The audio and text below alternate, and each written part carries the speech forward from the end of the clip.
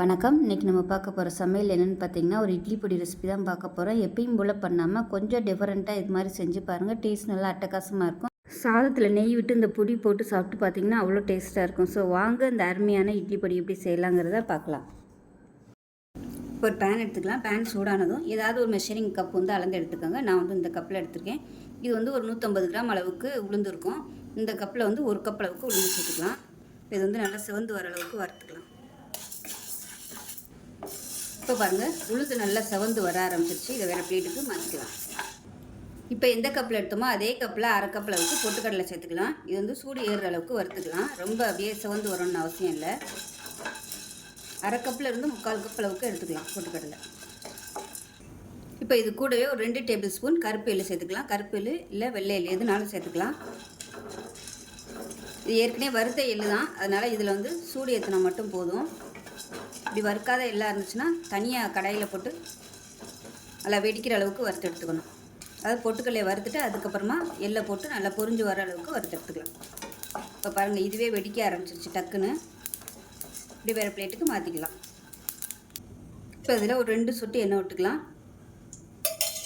எண்ணெய் விட்டுட்டு மிளகாய் சேர்த்துக்கலாம். நான் வந்து 10 சாதாரண மிளகாயும் ஒரு 4 வந்து காஷ்மீரி மிளகாயும் எடுத்திருக்கேன் கலருக்காக. காரத்தை பொறுத்து நீங்கள் கூடவோ குறைச்சோ சேர்த்துக்கலாம். இதையும் சேர்த்துக்கலாம். இது கூடவே நல்லா ஒரு கைப்பிடி வர மாதிரி கருவேப்பிலை கழுவி காய வச்ச கருவேப்பிலையிலையும் சேர்த்துக்கலாம். இதையும் சேர்த்து வறுத்துக்கலாம்.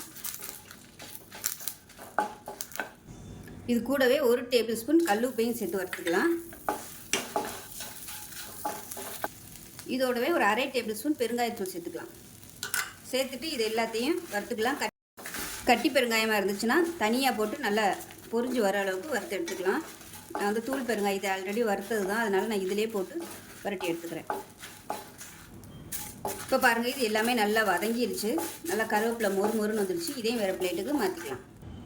இப்போ இது எல்லாமே நல்லா ஆறணும். ஆறுனதுக்கப்புறமா மிக்ஸி ஜாரில் போட்டு அரைச்சிக்கலாம். சூடோடு அரைச்சோம்னா வரமிளகா வந்து வதக்குன்னு இருக்கும். ஆறுனுச்சுனா தான் நல்லா மொறுன்னு வரும். ஆற விட்டு அரைச்சிட்டு பார்க்கலாம். இப்போ பாருங்கள், நல்ல கமகமன்னு வாசனையான பொடி ரெடி ஆயிடுச்சு.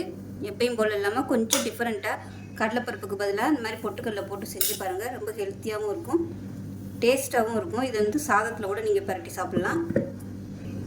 சாதத்தில் போட்டு நல்லெண்ணெயோ இல்லை நெய்யோ விட்டு சாப்பிட்றதுக்கு சூப்பராக இருக்கும். இட்லி, தோசை, ஊத்தப்பம் எல்லாத்துக்குமே அருமையாக இருக்கும்.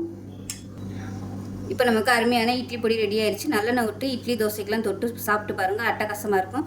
ஸோ செஞ்சு பாருங்கள். செஞ்சு பார்த்துட்டு எப்படி வந்துச்சுங்கிறத சொல்லுங்கள். வீடியோ பிடிச்சிச்சுன்னா லைக் பண்ணுங்கள், கமெண்ட் பண்ணுங்கள், சேனலை சப்ஸ்கிரைப் பண்ணுங்கள், பக்கத்தில் பெல் பட்டனை ப்ரெஸ் பண்ணுங்கள். நன்றி.